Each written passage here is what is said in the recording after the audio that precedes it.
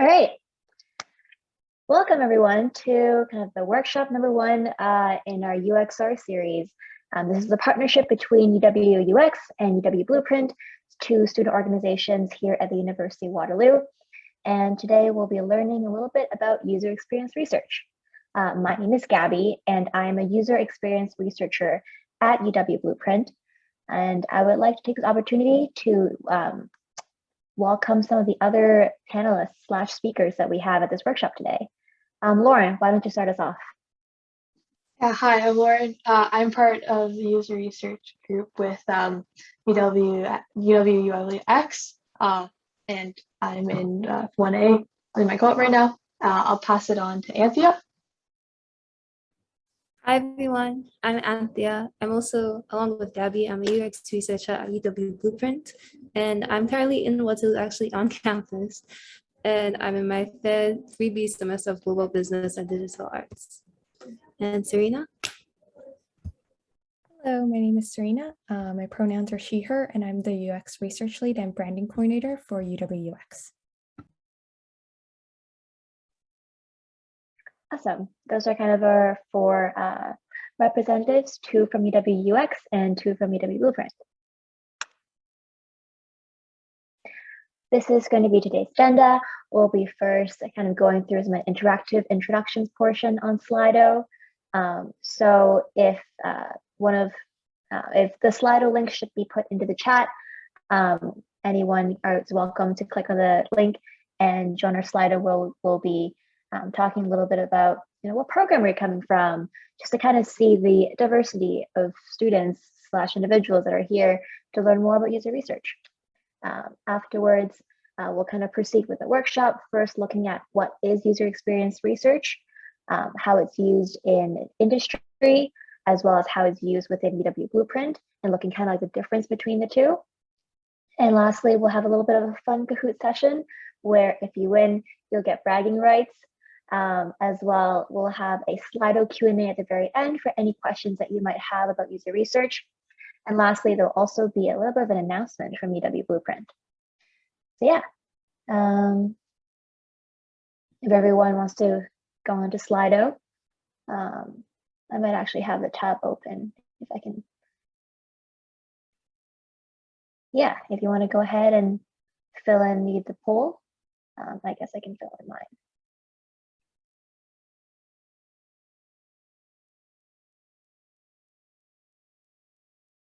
Ooh, lots of representation from arts today. That's dope. And followed by engineering, and then followed by math. This is exciting. I'm always really interested to see like who comes to these kind of events. So seeing this kind of happen in real life is pretty fascinating.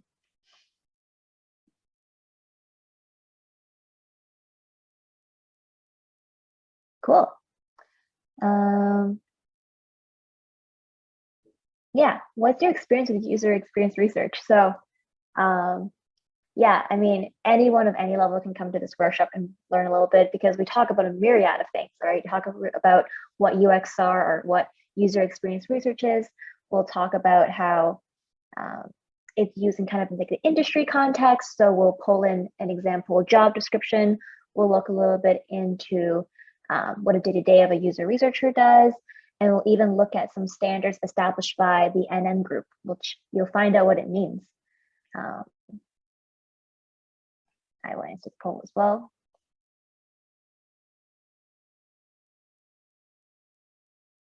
We've got quite a good representation of people who worked with user researchers. Oh, heard of it, but don't know much about it. Well, it's great, because this workshop will be fantastic, because we'll give a super clear rundown of what user experience research is. And you'll also be able to ask any questions you want, either during the presentation or at the very end. We have a dedicated Q&A section. Awesome. I think those are the only two questions, right, Serena? Okay, cool. So let's head back into the workshop. And we'll start out with, oh, right, we should introduce the clubs. My bad. Serena, do you want to take it off and introduce UWUX? Yeah, so we're UWUX and we're a student organization that's committed to growing the user experience and product design community at the University of Waterloo. So our mission is to empower designers to educate and inspire each other through events, workshops, and mentorship opportunities. And we have some social media links that Lauren will put in the chat right now as well. Awesome. I love the design, by the way. I realized I didn't comment on the design before, but it looks super sleek. Yeah, and I guess I can introduce UW Blueprint. We're a student-run organization here on campus, and our mission is to promote tech for social good. And how do we do so? We, as students, partner with nonprofits and social enterprises to create and build software solutions. As students kind of work together to build these solutions, we work with the clients to tackle their most difficult issues. And the best part is we do it pro bono. And this is all to kind of help work towards our mission, tech for social good. Yeah, and here are also our social links at the bottom. We have Instagram and Facebook. If someone could put those in the chat as well, that would be lovely. Cool, all right. Let's dive into the $1 million question here. What on earth is user experience research? And here's the kind of quick rundown of what it is. A systematic study, so a comprehensive understanding of a product's end users and their requirements to add realistic context and insight to design processes. All right, that's your kind of official definition. What does that really mean? We have a little bit of a more easier definition in the bottom, aka looking for relevant information that helps you understand your target market better. So your target market are your end users, your users of this product. And we're trying to look for information that will help us understand, why is this user using this product, if they're enjoying using this product, and how we can improve this product in the future. As a user experience researcher conducting user research, here are kind of the 3 goals that one would have when going about doing their work. Number 1 would be learning about the target market. So here are some questions that relate to this goal. What is the demographic of the target market, aka, how old are our users, or where are our users located? Just important demographic information about them that can help inform the design decisions going behind the development of a product. Number 2, identify, approve, and disapprove assumptions. So whenever someone comes up with a new idea that they think is going to, hit the markets running and it's going to be a great product, they're making a lot of assumptions, right? You're assuming things about what the target market really wants. You're assuming things about, a product's development. You have a lot of assumptions, essentially. And a user experience researcher can come in and help realize those assumptions and actually see if those assumptions are valid or not based off of research. Lastly, recognize partner expectations and user needs. So this is looking at who the user experience researcher is working with and looking at what they expect out of user research, and looking at also what users of this product might want out of this theoretical product that we're working towards. So to kind of sum that up, a user experience researcher can be talking to a user of a product to understand what they're looking for. And the researcher can also talk to the partners or to their colleagues to see how user research information is being utilized to inform those design decisions. This is a kind of a 5-step demographic of what an UXR process cycle looks like. And just to remind everyone, UXR, which will be an acronym you hear a lot today, UXR is user experience research. So the 5 steps, what are they? We have objectives. So what do we need to do? So this is looking at a very high level understanding of what a business or what a product is trying to achieve. You can have increased sales or increase market share or increase number of users. And then we go from defining an objective to a hypothesis. So in a research project, you have to have an assumption, or you have to have some sort of belief that you're basing this research project off of. And this is exactly what a hypothesis is, right? No matter what program you're in, you must have heard of the word hypothesis. It's the basis of any kind of question that we're looking to answer. And in order to answer that question, we need to come up with research methods. So a little bit later today in this presentation, we'll actually be looking at the different types of research methods that best match different questions that we have, whether the question is more quantitative in nature or qualitative in nature. You'll learn those two words later in later slides. But regardless, once we've kind of identified the ideal research methods best mapped to the hypothesis, we'll then actually conduct the user research using those methods. And that's a timeline that we'll have to coordinate with product managers, designers, developers, etc. Lastly, the synthesis stage is where we take all that information and all that research we've conducted, and we actually distill it into useful information that can then be used to verify our hypothesis and hopefully help us achieve the objectives that we set out in the beginning. So that's your process cycle of UXR. Next, I'll be turning it over to Anthea, my partner in user research at UW Blueprint, to look at how UXR is used in the industry.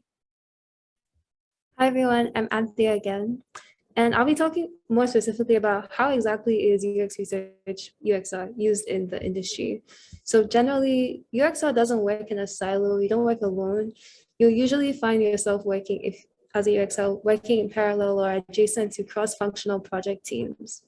So the day-to-day of what this could look like is categorized into 3 groups of the type of tasks that you'll be doing.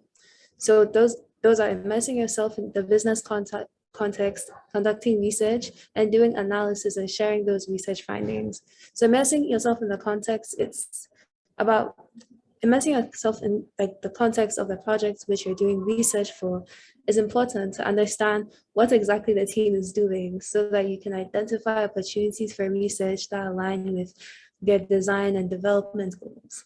And then conducting the research, this is where actually selecting research methods, finding participants, collecting research data, coding that information that you find. And this process of which research methods you use differs based on what you're looking for, but we'll get to that later.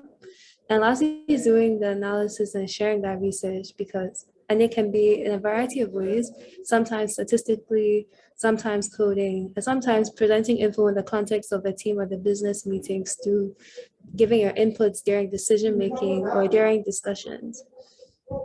So how do we know which, yes, thank you. So how do we know which research method to do? Because there are a lot of them. So there are actually research methods used for a variety of different reasons. And the Nelson-Norman group, which Gabby mentioned earlier, categorizes relevant research methods using what you are trying to find and where you are in the project process. So just as a side note, the Nelson-Norman group, I think I'll just refer to them as the NN group from here forward. They are a sort of industry standard in design. They provide research-based UX guidance by studying users across the world.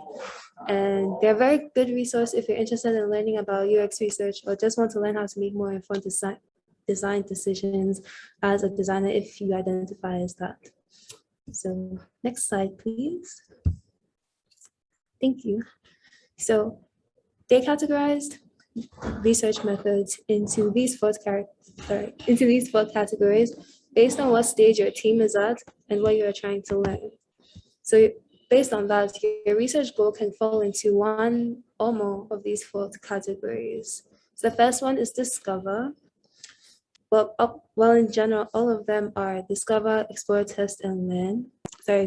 Discover, explore, test, and listen. And the first one of discover is the stage where you're trying to illuminate what you don't know and better understand what people need. So you're discovering things about your users in this stage. In the exploration stage, you're using these methods to understand the problem space and design scope and address user needs appropriately. So this is more detailed than discovery. And the other category that defines what research methods you look for is test, where you're testing and validating, validation methods are for checking designs during development and beyond to make sure that these systems work the systems and products that you make work well for the people who use them. And lastly is listen, where you generally want to listen throughout the research and design cycle to help understand the existing problems and to look out for new issues. So this can also be analyzing gathered data about the product and how people use it to monitor incoming information for patterns and trends. Yeah. Next slide, please. Thank you. So this, as Gabby mentioned before about qualitative versus quantitative, this is a larger view of all the research methods. The previous categories were for which research method to choose based on what you're trying to learn, but these categories are to help understand the larger pool of research methods to see how research methods can vary in the type of information they collect, their goals, and also how researchers interact with users during the research process. So taking from the first one, being attitudinal versus behavioral. This is about what people say versus what they do. And what I mean by that is in attitudinal research, we're looking at how people describe things. What are their stated beliefs? And an example of this could be an interview on how people use time management apps to see what they think about their own behavior.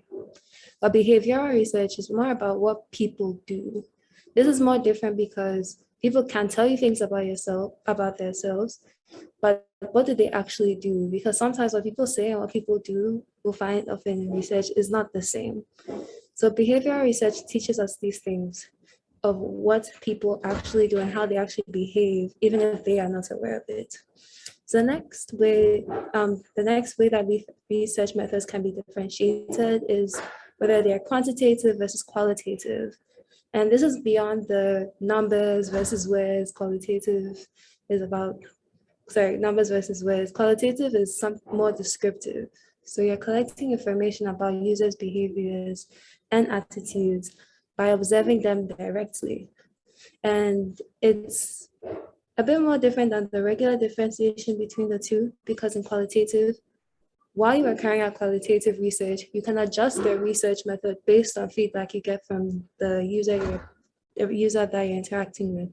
For example, in a usability test, where you can observe and adjust your questions based on the responses you get from the person you're speaking to, and also ask further questions. Quantitative research this type of data is usually gathered indirectly. So for example, a like-out scale of a 1 to 5 point scale of how much you like something. And this is often seen, like, for example, tests about your satisfaction. So like, for example, satisfaction rate. Sorry, I struggle to say that way. Yeah. So in general, quantitative research helps answer the how many and how much questions, while qualitative research helps answer the why and how questions. I just want to check in if everyone's following, because I know I'm saying a lot. We're good? Okay, we'll there. Okay. So next we're moving on to generative versus evaluative research. So this is more about what the research is finding. So generative research is about digging deep to understand people and looking around for opportunities to create solutions. It's taking time to understand people and the context they're in before trying to solve any problems for them. So generally in generative research, you don't know what you're working on yet, you don't have a solid product. You're keeping an open mind as you learn how people live. You learn about their environments, their behaviors, their opinions, and their perceptions. And evaluative research, this is when you get on stuff like usability testing and feedback surveys. It's when you have something tangible that you want to test. And it doesn't have to be a final product. It can be an idea, a sketch, a low-fi wireframe, a prototype. Evaluative research gathers feedback at any point of the design process about how the solution that you are creating meets the needs of your users. So in general, generative is about learning about your users and their context, while evaluative is about testing a product with users. So can you move on to the next slide, please? Thank you. So I know this graph looks like a lot, but it's really just a display of some commonly used research methods grouped based on the categories from the previous slide, an exception of generative versus evaluative. And it's not necessary, and although it was qualitative versus quantitative, attitudinal versus behavioral, notice that some research methods don't fall into exactly one category. Think of them more as points on a scale. So an example of that would be a usability test, which falls pretty much in like the middle of the graph, where it can be partly quantitative and partly qualitative, or partly about behavior and partly about attitude, depending on how the questions in that particular test are structured. So these frameworks are for understanding research methods in general, but just remember that they don't fall into one category exactly. So now that we've looked at research methods in general, we want to look at how companies define this role. We want to look at how companies have defined this role based on the responsibilities that a UXR would have on a day-to-day. So we're taking a case study of a job description of a design research co-op at IBM, and looking at what it takes to become a UXR. The main responsibilities that are outlined from this slide were that you would identify opportunities for research that would have a high impact in projects. You would talk about and recommend appropriate research methods.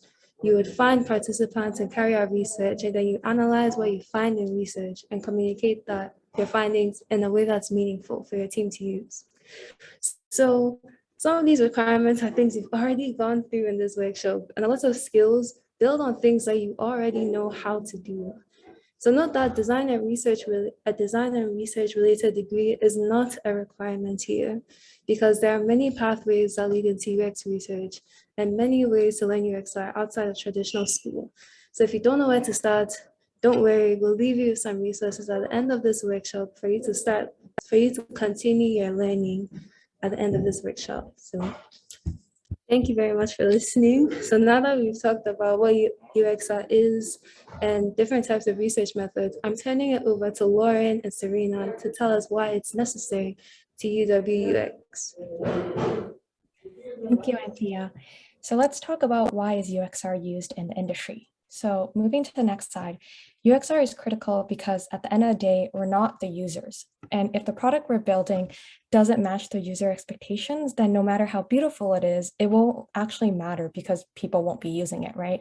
So UXR helps to identify the user's needs that are relevant to the product. And this means making design decisions that are not based on assumptions about the user, but rather it's based on data that's collected from the users.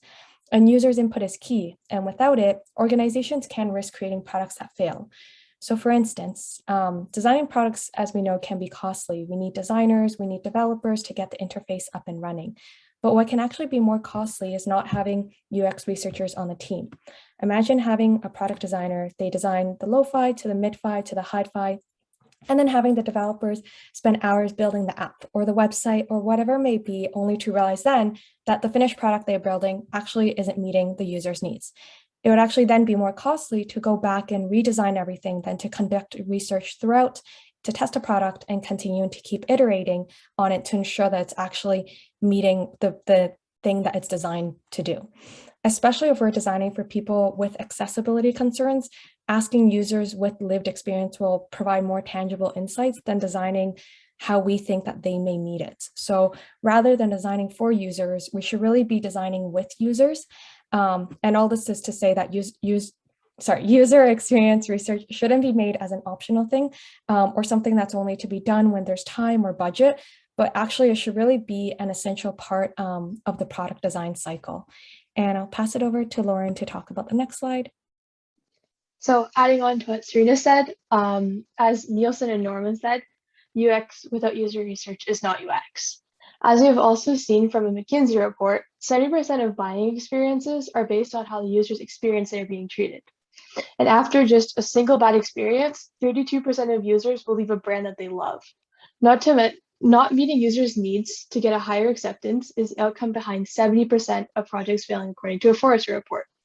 This is why user experience research is so essential. It helps to create designs that are easy and pleasurable to use and are truly relevant to your users. This in turn will increase the return on investment of user experience design for a business. Finally, UXR techniques can allow companies to see what their competitors are doing. And so moving on to the next slide, we can now look at how UXR is used in industry settings, looking at two main companies, IBM, which Anthea had previously mentioned, and Uber. For IBM, to ensure that every product development decision benefits IBM users, the company treats UXR as an asset. In IBM's user-centered design report, they note that every dollar invested in ease of use returns $10 to $100. They also noted that every design is a hypothesis about a market, needs, solution, and relationship. What should we design for? For whom? Why? How well did we do? These are the questions that guide our research activities. Our researchers carefully align users' needs and goals with the core value delivered through our products. For Uber, to learn about user constraints, UXR is a key helper. When testing with users and driver partners, Uber realizes the importance of user research. To improve the customer experience going forward, the Uber UXR teams influence product decisions in the company. Uber utilizes UXR to uncover what matters most to riders and partners and how Uber products helps or hinders them as they go about their lives. So passing this on to Blueprint. Oh no, sorry, to Serena.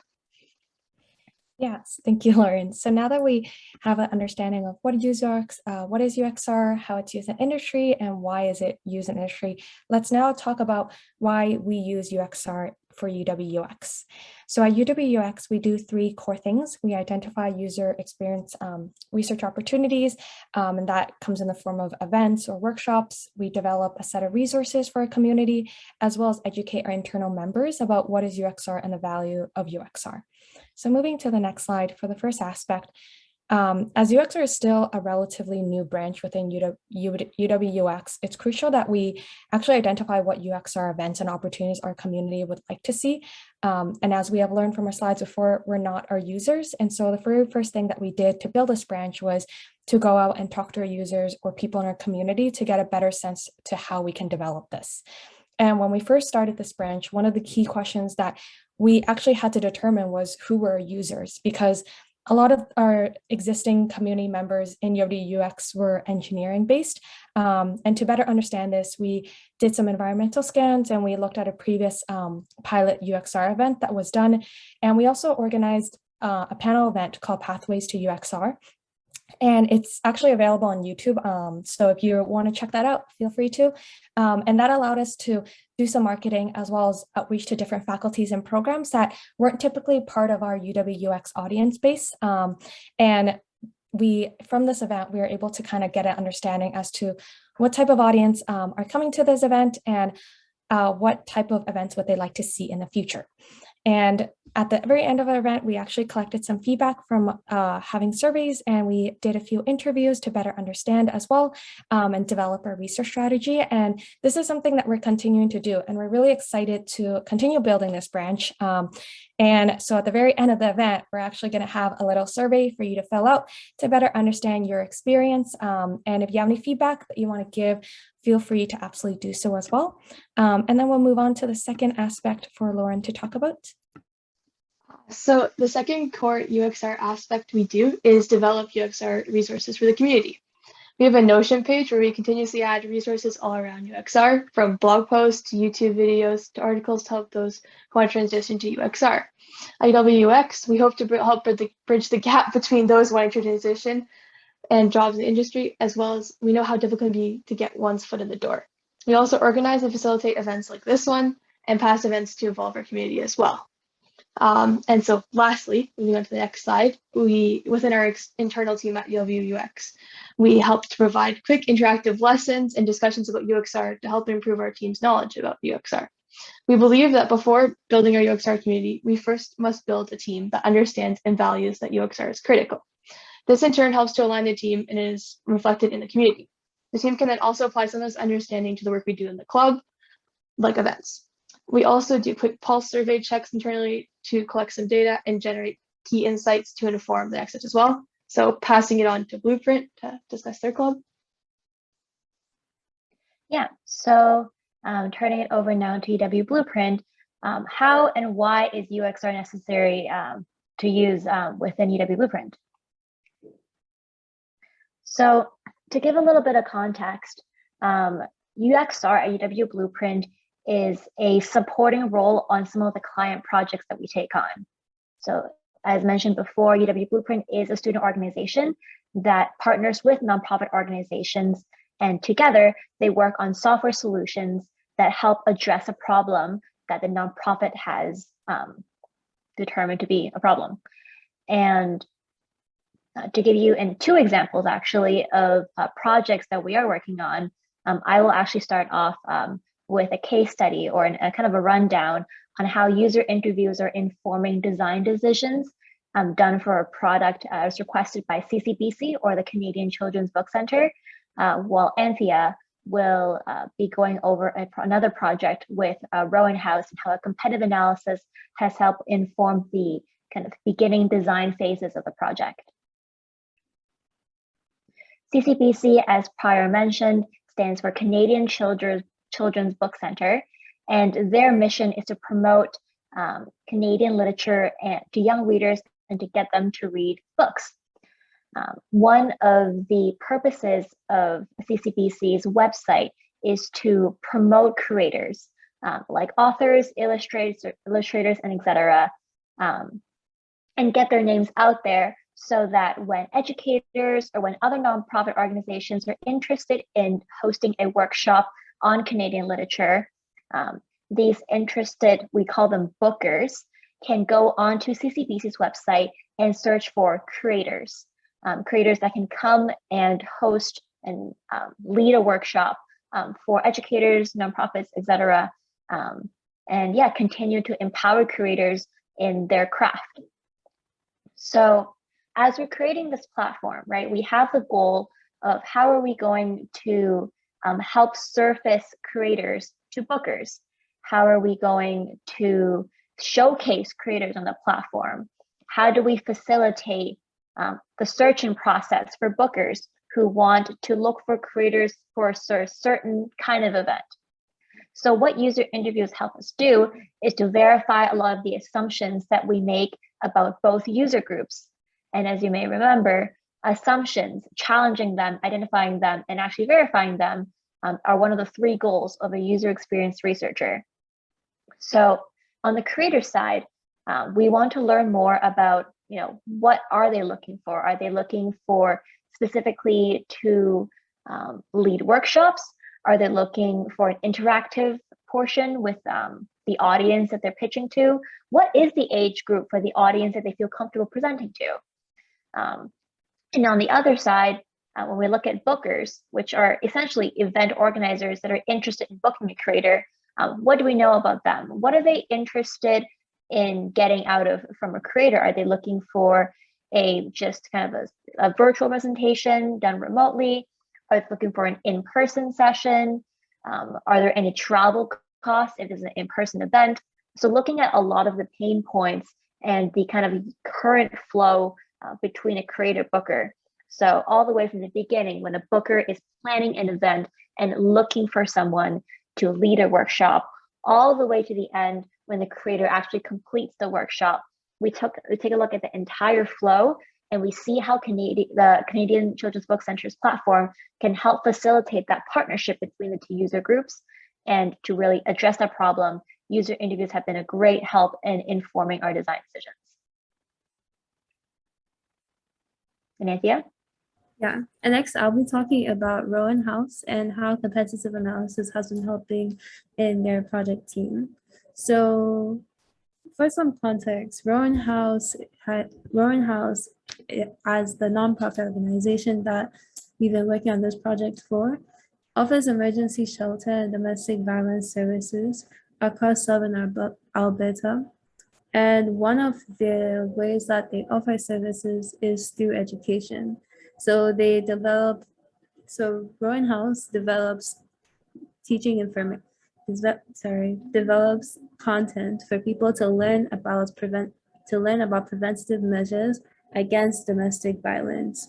And they currently do this through a course builder platform called Rise. And while Rise has been very helpful for the past modules that they've been working on, it proves to be a more expensive platform for them to use at the scale at which they're using it than they can afford. So Blueprint is working on a course builder platform, which is dynamic and customizable to the type of content that they want to teach their learners to host these courses on preventing domestic violence. So how research helps Rowan House is that I get to analyze other platforms with similar goals of providing customizable learning content and doing design review and evaluation of the features of these platforms. So one of those platforms I've been analyzing is the current platform which Rowan House had been using called Rise. And I apologize for the noise in the background. And my analysis of the platform helps the team to learn from it and also to address gaps in the current experience while building for Rowan House. So one of the ways that this is instrumental is in the design decisions that they're making and understanding which different types of components to include on the course builder platform based on what Rise currently offers, and also to understand in technical terms, what are the technical requirements and how well can, and research also helps in scoping out the technical requirements that would be necessary to consider while building a course builder for Rowan House, while as current course builder platforms may have certain features that cannot be implemented within the time frame that we have for this semester. So in general, competitive analysis helps address the gaps in the current platforms that we could use alternatively to Rise, and also in scoping out what technical requirements may be necessary. I apologize for noise once again. What technical requirements may be necessary to consider while building for Rowan House.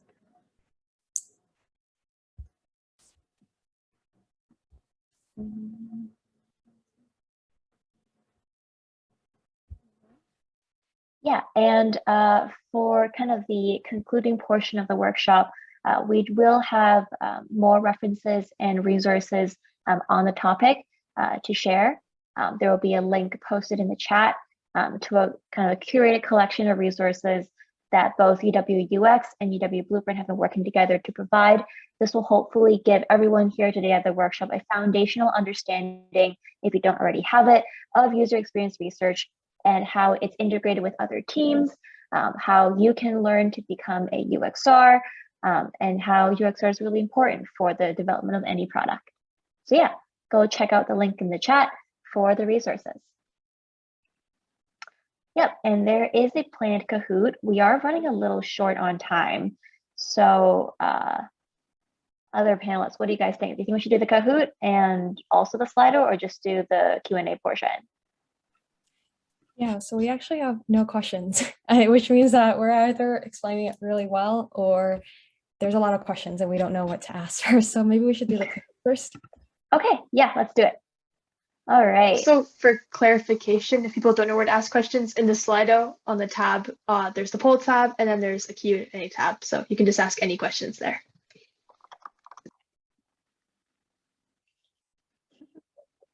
How are you, Lauren?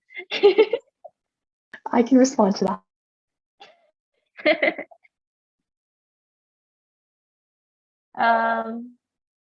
Yeah, I mean, I'm sure we can answer this question first since this came in.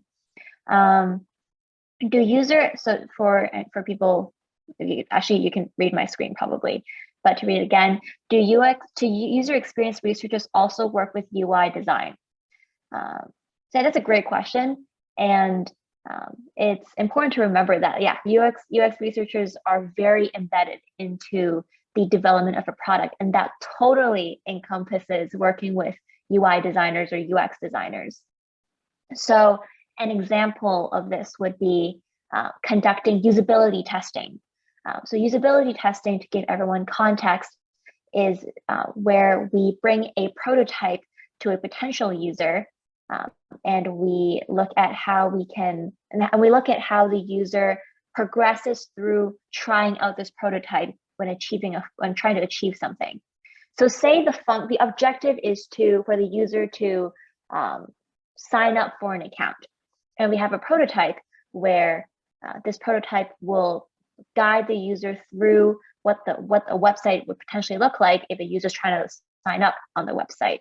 A usability test will use research methods it is a user research method to understand the behavior of the user and to see how that can inform UI design.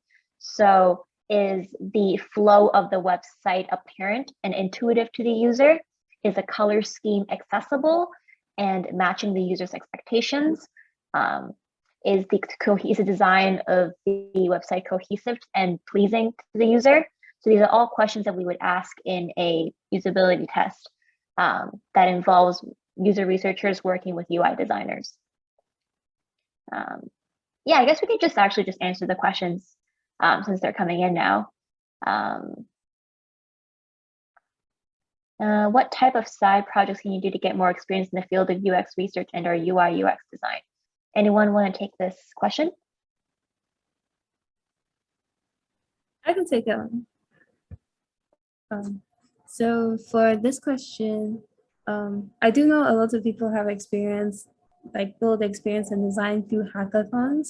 But one thing I've been learning recently, or one thing that I learned recently, was that while we do build these projects during hackathons, there's a lot of assumptions that goes into the products that are built there, and we don't learn much from the actual users. So one of the ways of building UX experience is testing the prototypes or testing the ideas that you build during these short design sprints, and improving on them through the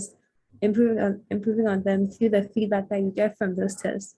So in that case, if you are interested in design, the research that you do helps inform the design decisions that you make, and it's also getting UX practice through doing research and using that information to inform your design. I hope that answers your question. If it doesn't, feel free to ask the slider again. Yeah, I just want to add to, I think design hackathons are great. There's the Adobe Creative Jams. There's one coming next week, and there's also one in April. There's also the UXL Designathon. Applications close tomorrow. So if you're interested in doing a design hackathon, that'd be really good. Also just want to say that the side projects for UXR, you can create them, you can kind of create them on your own whenever. Sometimes when you look at a product and you think how can I improve the experience of that? You can draft some interview questions or draft a survey and run it on your friends and get some feedback that way, and also learn how to become a better UX researcher that way. So you don't necessarily need to take a specific course or have to be enrolled in anything. Side projects, really, you can start anywhere. I just want to mention that as well. Yeah, that's a great answer. I mean, not everyone, but UXR is such a diverse field that people of all backgrounds and all educational foundations come into UXR, bringing their unique perspective into understanding how a user interacts with the product. And the development of a product is universal in any field. So it makes sense that UXRs can come from that equally universal background and bring their knowledge into the field.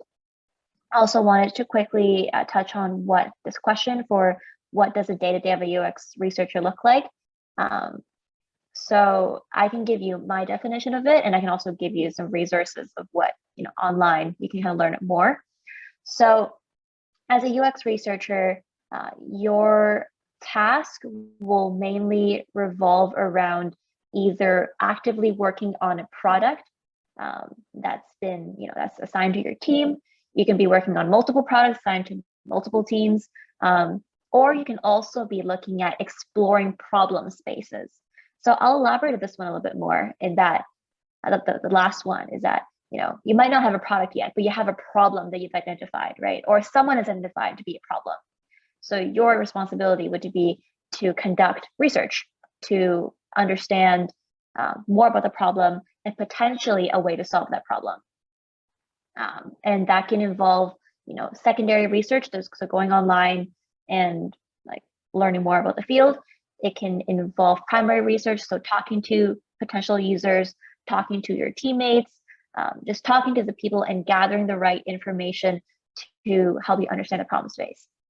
In terms of directly interacting with a product, if you manage to remember the landscape of UX research methods that was shown previously, there shows a lot of strategies and techniques that are used to verify a product's design.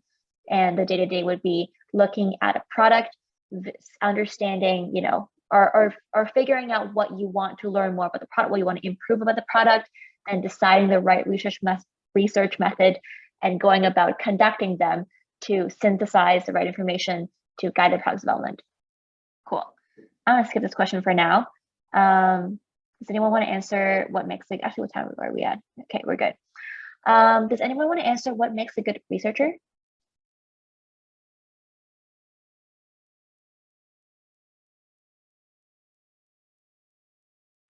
Yeah, I can answer that. I think that's a really hard question to answer. And I think what makes a good researcher takes years and it takes experience over time. You start to become better in your craft and you start to specialize. But I think for me, what makes a good researcher is being able to look beyond the surface and really digging in deeper and understanding why. It's easy to kind of I shouldn't say it's easy, but it's a bit easier to address the surface problems. But actually what is harder is going deeper and asking okay, keep asking the questions of why. So for example, if users are not using this app, you might ask, why aren't they using it? And then if the reason is because they don't trust the app, then you dig even deeper and say well, why don't they trust it? And then you just keep digging deeper until you actually get to the root cause. And I think that takes time, and that is what really makes a good researcher. And also research takes, I think, also just being humble. I feel as you become a really good researcher, it's also easy to develop a really strong ego, and that actually may minimize or may prevent you from listening to other people's feedback who you may think is younger than you and don't have as much experience, but actually they have a lot of perspective to offer. So just being a good researcher is also being open to ideas and being open to feedback and open to different people's perspective as well. Fantastic answer. I think we're going to pause in the Q&A right now and go to the announcements that UW Blueprint has, because this question is somewhat relevant. So does UW Blueprint have any open roles for the spring term? Let's find out. Oh gosh, wrong tab. All right. Jocelyn is our special guest. Why don't you come on out and talk about UW Blueprint? Yeah, I know I've been pretty silent other than in the chat, but for context, I am one of the VPs of design at UW Blueprint this term. And to answer your question, yes, we are hiring for spring 2022. Unfortunately, we are not hiring for researchers in the spring term, but we are hiring for many, many other roles, including designers, developers, product managers, and a few other internal roles. Not to be discouraged though, usually spring term is more of a chill term for Blueprint.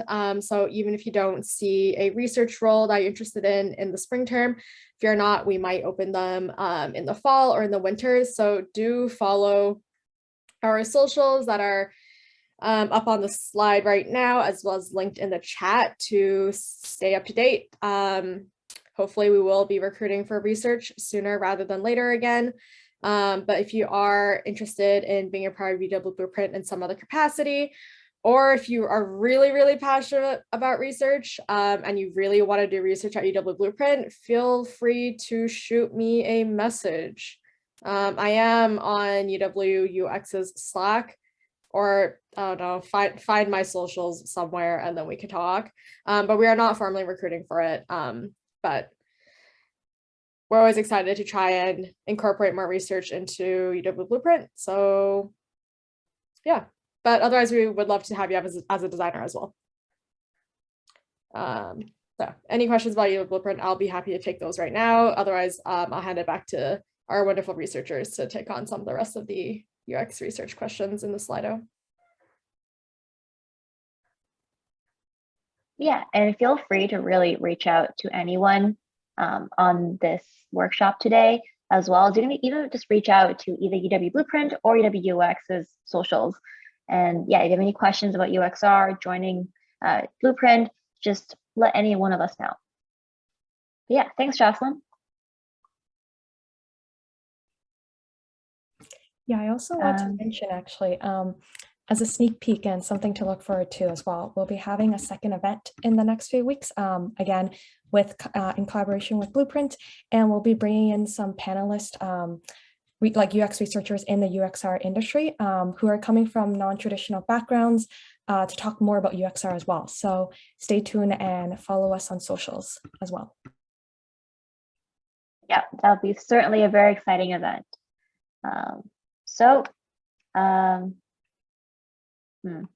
There we go.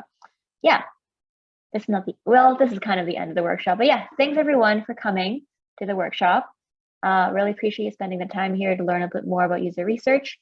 And yeah, there's a feedback form that I would love for you to fill out to learn a little bit more about what you enjoyed about the workshop, what you wish you could see at the next workshop, what we could do a little bit better.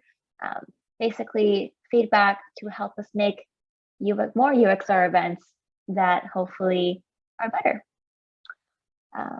Yeah, and hopefully the feedback form should be linked in the chat. And now let's move back to the questions that we had. I believe we were here, right? Do user experience researchers only work with designers, or do they work with other cross-functional partners as well? Yeah, does anyone else want to answer, or should I take this one on? I'd be happy to answer. Okay. Yeah. For this question, yes, they do work with other cross-functional partners as well. Research in although it's user experience research, the type of information that you learn from testing with users or doing exploratory research is useful in all aspects of like in a cross-functional team. And like, for example, with a products manager, which is making more business related decisions about which features are important to keep, which features are necessary to prioritize. That user research is important in making a decision such as that. And I do have experience, for example, with Rowan House, sitting in calls with the product manager and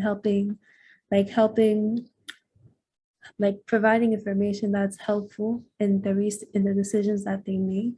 It's also helpful to like developers and like on Blueprint, we have project leads, which are kind of like technical leads for a team who help make those like more technical decisions for the product which they're building. And it's helpful to them as well because they can make technical decisions with information about the people that they're building for. And so they can make decisions which are more truthful to the user experience, which they are working on. And it's also useful for developers in that way, because then they can have a deeper understanding of the people that they're building for. And so in general, UX research isn't just important to design. Although designers carry out UX research can be helpful to all roles in a cross-functional team. It's generally helping everyone make more informed decisions at every part of like the product development and design process? 100% agree with that answer. Want to quickly answer this one because it's short. Do you have to be in Waterloo in spring term for UW Blueprint? If it hasn't been already answered, no, you don't. As long as you're a current student at Waterloo, you don't have to be in person. You can be on co-op, remotely learning, or actually there's no more remote learning. But yeah, as long as you're a student, you can apply to join UW Blueprint. Yep, I'll do a quick jump in. I dropped some things in the chat. Okay. But yeah, like links to apply. I forgot to mention that applications are due tomorrow, March 11th at 11:59 p.m. EST. So if you are interested, do get that in before then. And then also, if you are wondering, Blueprint is a hybrid model with a remote first policy. So everything will be remote friendly for folks who are not in town, but there will be still some in-person events and stuff. So if you're on campus, you're going to still get that in-person experience. If you're not on campus, you're not going to be missing out on anything. And yeah, so you can apply at apply.uwblueprint.org. You can also find the link from UW Blueprint's website, which is uwblueprint.org, or you can grab it from our socials. It's pretty hard to miss. It's kind of everywhere right now. Yeah, awesome. Yes, I did forget to emphasize the hybrid first approach. That is one of my favorite things about Blueprint. Cool. I guess our last question from everyone is, do UX researchers need a portfolio? If so, how does it differ from a design portfolio? Serena, Lauren, does one of you want to take this, or should I take this one? Yeah, sure. I can add my input, and then if anyone has any input as well, you can feel free to add it. So I don't think you need a portfolio. I definitely applied to jobs that they didn't require me to have a portfolio, and I was still able to get interviews and get offers without a portfolio. But I do think that having a portfolio is a good thing. It's kind of like keeping a running record of the work that you have done, and so that you can reference it always whenever you have an interview or you have a presentation that you have to present to the interviewers.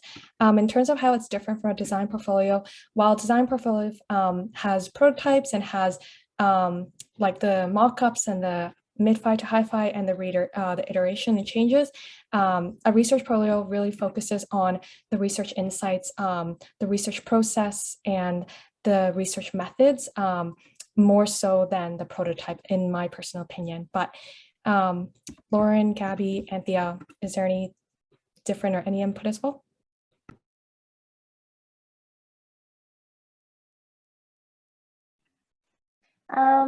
I think you pretty much captured the whole thing. I think having a portfolio, or at least some sort of artifact from your user experience research, will always help. So whether that's, even like a short article that you wrote on what you did, maybe some like screenshots from even like something similar to like a design portfolio, right? Where you show the iterations of each design as informed by user research, that can also really help to exemplify and help support you when you're presenting your previous work to an interviewer. Like, say you're describing a previous work experience and you want to illustrate the iterative approach that you took to a certain design, helping having assistive visuals to kind of supplement your discussions will always help. It never hurts.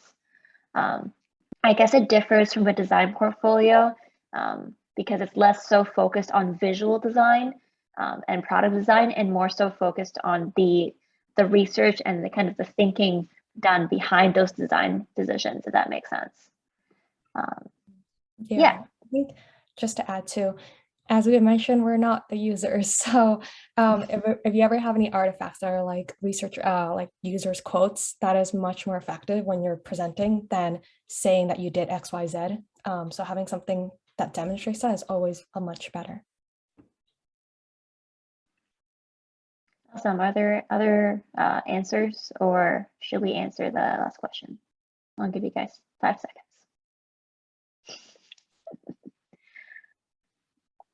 Cool. I think we're good. So yeah, last question then. UW Blueprint, I can answer both. Commitment is generally about 10 hours a week. I personally think it can be reasonably balanced with schoolwork.